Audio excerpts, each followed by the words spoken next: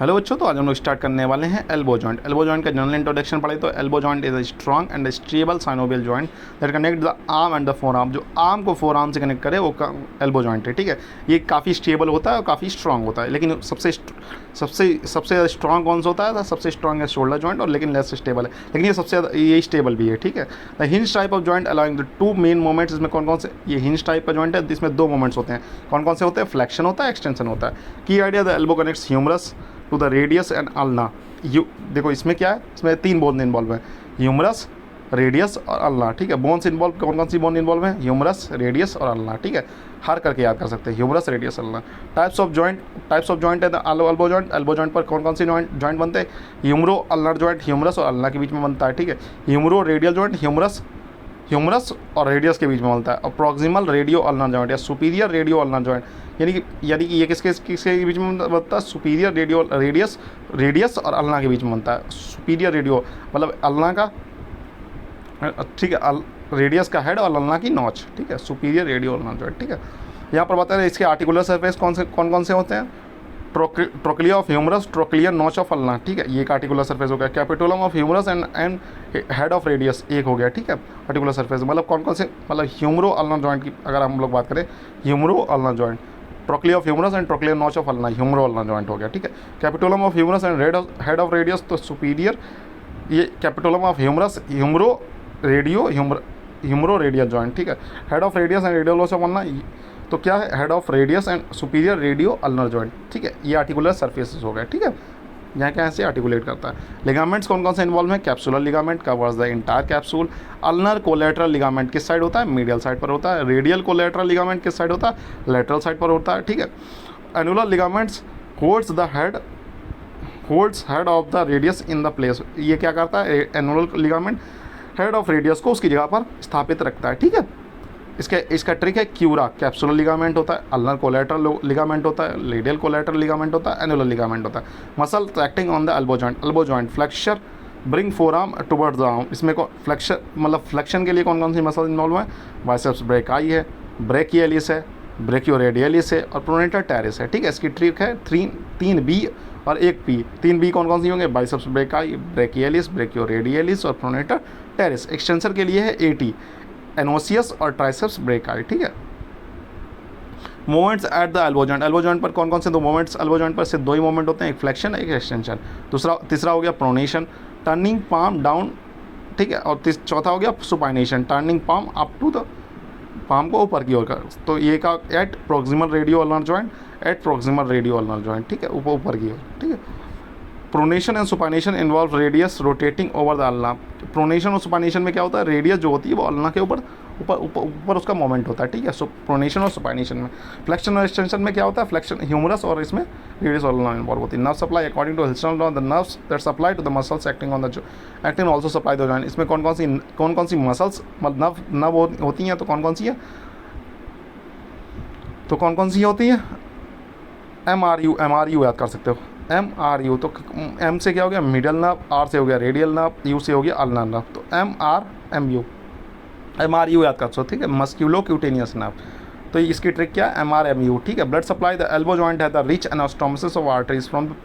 इसमें कौन कौन सी एनास्टोमोसिस मतलब एक जाल सा बनाती है आर्टरीज, या बहुत तीन चार आर्टरी आएंगी, वहाँ पर एक जाल सा मतलब आपस में एक दूसरे से मिलकर एक जाल सा बनाएंगी। तो कौन कौन सी आर्टरीज मिलकर जाल बनाती हैं?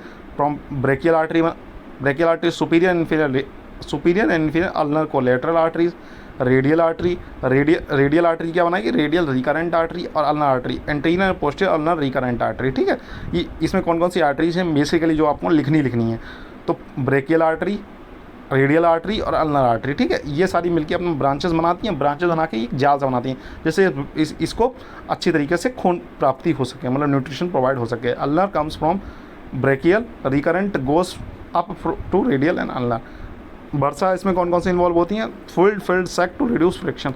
फ्लूइड फिल्ड सैक होते मैंने पहले बताया था, जैसे कि एयर बैग्स फ्रिक्शन को रिड्यूस करते हैं एक्सीडेंट के लिए, वैसे ही वर्सा जब हमारा कोई इम्पैक्ट होता है, ठीक है, उससे फ्रिक्शन को रिड्यूस करने के लिए। इसमें कौन सा? सब क्यूटेनियस ऑलिक्रेन वर्सा, तो स्किन और ऑलिक्रेन के बीच में सब क्यूटेनियस ऑलिक्रेन वर्सा होता है। सब टेंडेनियस ऑलिक्रेन वर्सा किसके में होता है? ट्राइसेप टेंडन और ऑलिक्रेन के बीच में। बर्साइटिस क्या होता है? इन्फ्लेमेशन ऑफ बर्सा, जब बर्सा में इन्फ्लेमेशन हो जाए तो उसे बर्साइटिस कहते हैं। इसमें बहुत सीवियर मतलब पेन होने लगता है, ठीक है। अगर रेडियोलॉजिकल फीचर देखें एक्सरे में, तो हम लोग दो व्यू देखते हैं, एक होता है एपी व्यू, एक होता है रेडियल व्यू, ठीक है। Important feature the 3 bony point relations, medial epicondyle, lateral epicondyle, olecranon. In flexion it forms a triangle, in extension lies in straight line. अगर आप फ्लेक्शन करके देखोगे तो ये ट्रायंगल बनाया रहा होगा, अगर एक्सटेंशन करके देखोगे तो ये तीनों चीज़ें medial epicondyle, lateral epicondyle, olecranon straight line में दिखेंगे। लॉस ऑफ ट्रायंगल, अगर आपको फ्लेक्शन में अगर ट्रायंगल नहीं मिलता तो साफ साफ दिखाई दे रहा है कि कहीं ना कहीं डिसलोकेशन या फ्रैक्चर हुआ है। डेवलपमेंट ऑफ एल्बो जॉइंट पर तो एल्बो जॉइंट का डेवलपमेंट कहाँ होता है? Mesenchyme at 6 weeks of intrauterine line. Ossification centers कौन कौन से इसके? CRI TOE, क्राइटो याद कर सकते हैं, ठीक है। क्राई मतलब कैपिटोलम फर्स्ट ईयर में, रेडियल हेड 3 से 5 साल में, मीडियल एपिकॉन्डाइल मतलब CR इंटरनल एपिकॉन्डाइल कौन सा होगा? मीडियल एपिकॉन्डाइल, तो वो 5 से 7 साल। T से ट्रोक्लिया, O से ऑलिक्रेनल और E एक्सटर्नल में लैटरल एपिकॉन्डाइल, ठीक है। ये देखो इसमें सीधा है 1 3 5 7 9 11, ठीक, 1 3 5 7 9 11, तो याद करिए। तो क्राइटो तो याद हो जाएगा, capitulum, radial head, internal epicondyle, trochlea, olecranon, external epicondyle, ठीक है। क्लिनिकल एनाटॉमी की बात करें तो टेनिस एल्बो, इसमें टेनिस एल्बो में क्या इन्वॉल्व होता है? लैटरल एपिकॉन्डाइलिस मतलब लैटरल एपिकॉन्डाइल में इन्फॉर्मेशन हो जाए। Over use of extensor muscles की बहुत ज़्यादा यूज़ से पेन ओवर लैटरल एपिकॉन्डाइल, इससे क्या होता है? लैटरल एपिकॉन्डाइल पर आपको दर्द की अनुभूति होगी, ठीक है। गोल्फर्स एल्बो की बात करें तो मीडियल एपिकॉन्डाइलिस होता है। Over use of flexion muscle, अगर फ्लेक्शन मसल का आप अधिकतर यूज़ करते हैं। पेन इन मीडियल एपिकॉन्डाइल, तो यहाँ पर पूरा वही प्रोसेस है, लेकिन पूरा इसमें over use of flexion muscle करें, वहाँ पर एक्सटेंशन करना है, यहाँ पर फ्लेक्शन करना है, और यहाँ पर मीडियल एपिकॉन्डाइल में आपको दर्द होगा, ठीक है। पुल्ड एल्बो केस में देखा था, पुल्ड एल्बो अधिकतर बच्चों में देखा, सबलेक्शन ऑफ हेड ऑफ रेडियस, मतलब हेड ऑफ रेडियस अपनी जगह से निकल जाए, तो इसमें बच्चों में देखा जाता है अधिकतर। एक का देखा जाता है कि मतलब जो बच्चे को खिला रहा है वो हाथ पकड़ के बच्चे को उठा रहा है, ठीक है, हाथ पकड़ के बच्चे को मतलब उसका हाथ पकड़ के उठा रहा है, एल्बो से ऊपर पकड़ के उठा रहा है, तो वहाँ पर पुल्ड एल्बो देखने को मिलता है, ठीक है। Rise of brachial artery injury में लीड टू द बॉक्समैन, देखो अगर ब्रेकियल आर्टरी की इंजरी हो गई तो वॉशमैन इस्चेमिक कॉन्ट्रैक्चर देखने को मिलता है। डिसलोकेशन मोस्टली इन पोस्ट, देखो अगर इसका डिसलोकेशन होता है तो पोस्टीरियर डिसलोकेशन होता है। अगर पोस्टीरियर डिसलोकेशन हो रहा है तो पीछे से निकल रही है हमारी अल्नर नर्व भी इंजरी हो सकती है।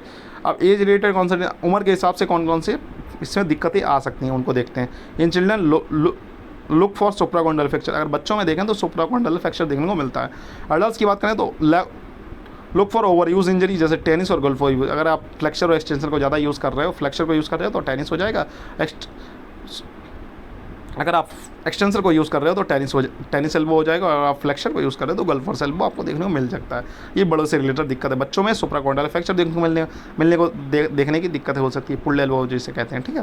पैथोलॉजीज इन्वॉल्व रेडियल में, इसमें कौन कौन सी पैथोलॉजीज हो सकती हैं? तो tennis elbow lateral pain, extension overuse, ठीक है।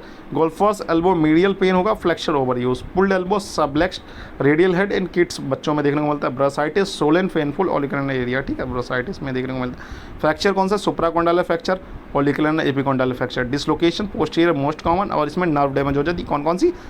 अल्नर नर्व डैमेज हो जाएगी, ठीक। एग्जामिनेशन की बात करें तो एग्जामिनेशन पल्पेटेशन में आप क्या क्या पल्पेट कर सकते हो, तो मीडियल और लैटरल एपिकॉन्डाइल को आप पल्पेट कर सकते हो, ऑलिग्रेन को पल्पेट कर सकते हो, ठीक है। मोमेंट टेस्टिंग, इसमें मोमेंट अगर कौन कौन फ्लेक्शन कराओगे, एक्सटेंशन कराओगे, प्रोनेशन कराओगे, सुपेनेशन कराओगे, ठीक है। Triangular sign, check the triangle और the line formed with that landmark, अगर आप ट्रायंगल साइन नहीं देख पा रहे हो आप एक्सरे वगैरह में, ठीक है, अगर आप एग्जामिनेशन कर रहे हो, अगर ट्रायंगल साइड नहीं दिख रहा तो समझ जाओ कि क्या है, कहीं ना कहीं फ्रैक्चर या डिसलोकेशन हुआ है। की डिफरेंस बिटवीन एल्बो जॉइंट और शोल्डर जॉइंट, देखो ये कभी कभी हो सकता है आपके 5 नंबर में पूछ ले, difference between elbow joint and shoulder joint, ठीक है। टाइप्स कौन सा है? हिंज जॉइंट है, वो वॉल एंड सेकंड टाइप है। मोबिलिटी किसकी है? इसकी लेस है, उसकी मोर है। स्टेबिलिटी इसकी मोर है, उसकी लेस है। मोमेंट इसमें फ्लेक्शन एक्सटेंशन होता है, उसमें लगभग सारे होते हैं, ठीक है। जो ग्रीन से लिखा हुआ है वो एल्बो जॉइंट है, और जो ब्लैक से लिखा हुआ है वो शोल्डर जॉइंट है, ठीक है। आप अगर अपनी कॉपी वगैरह पर टेबल लेवल बना लेंगे तो बहुत अच्छा रहेगा, ठीक है। इसमें flexion, extension, flexion, adduction, abduction, adduction, rot, medial rotation. इसमें कौन कितनी बोन्स इन्वॉल्व हैं? इसमें 3 बोन इन्वॉल्व हैं, उसमें बेसिकली 2 बोन इन्वॉल्व है, उसमें स्कैपुला और ह्यूमरस इन्वॉल्व है, ठीक। एनाटॉमी की बात करें तो इसमें देखिए, इसमें क्या क्या है, ह्यूमरस है, रेडियस है, अल्ना है, इसमें 3 बोन इन्वॉल्व हैं। ट्राइसेप्स ब्रेकाई है मसल्स, बाइसेप्स ब्रेकाई मसल है, बाइसेप्स ब्रेकाई मसल का टेंडन आके लग रहा है उसमें अल्ना में, नीचे रेडियस में, सॉरी। और नीचे क्या है, इसमें क्या लग रहा है, इसमें लग रहा है ट्राइसेप्स मसल्स का आके टेंडन लग रहा है अल्ना में, ठीक है। अब हम लोग एक ईजी डायग्राम के थ्रू इन चीज़ों को समझने की कोशिश करेंगे, ठीक है। तो ह्यूमरस का क्या है, ह्यूमरस का जो कैपिटुलम है वो किसके साथ आर्टिकुलेट कर रहा है, रेडियस के हेड के साथ। अब बात करें यहाँ पर प्रोक्सिमल रेडियो जॉइंट किसके बाद, कोरोना, यहाँ पर इसके ये जो अल्ना का नॉच है, अल्ना का नॉच किसका आर्टिकुलेट कर रहा है, ट्रोक्लिया के साथ। तो क्या बना रहा है, ह्यूमरो अल्नार जॉइंट, ठीक है। ह्यूमरस यहाँ पर है लेटरल एपिकोंडाइल, यहाँ पर मिडिल एपिकोंडाइल, कैपिटुलम और ट्रोक्लिया बेसिकली इन्वॉल्व होते हैं। तो यहाँ पर रेडियस और अल्ना हो गया, ठीक है बच्चों। ये इजी डायग्राम है, ये एग्जाम में बनाने के लिए, ये जो फर्स्ट वाला डायग्राम है ये समझने के लिए, और सेकंड वाला डायग्राम क्या है, एग्जाम में बनाने के लिए, ठीक है। इसे आप एग्जाम में बनाएंगे।